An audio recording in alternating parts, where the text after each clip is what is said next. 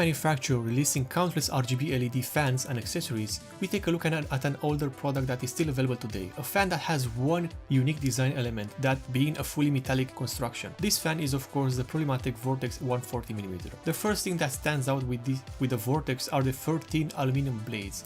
The fan has a metallic grill mounted on the front to prevent possible accidents while both installing and using the fan. Each blade is mounted to the rotor hub using a clip system. These blades are not removable and I will highly advise against doing any type of intervention to their alignment or mounting. The rotor spinning the aluminum blades uses a 2-ball bearing system. This is not the best out there, especially compared to a fluid dynamic bearing system, but it does the job right. But don't worry, the sound coming from the motor hub is not going to be your biggest problem with the fan, because the sound coming from the blades will cover everything else.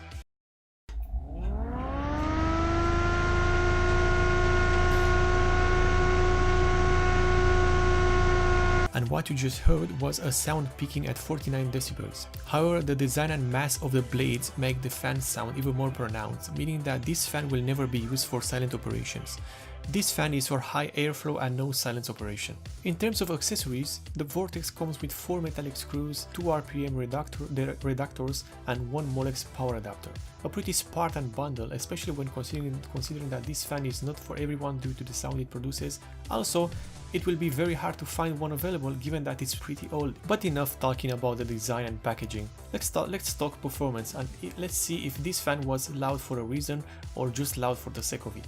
As you can see, I have a pair of these fans installed on an NZXT Kraken 280mm CPU cooler, and here are the results with all the fans at their maximum speeds. The Prolimatech Vortex is the second best fan in terms of performance, being on equal terms with Noctua and noise blocker fans. However, the downside of this is that the performance comes at a price.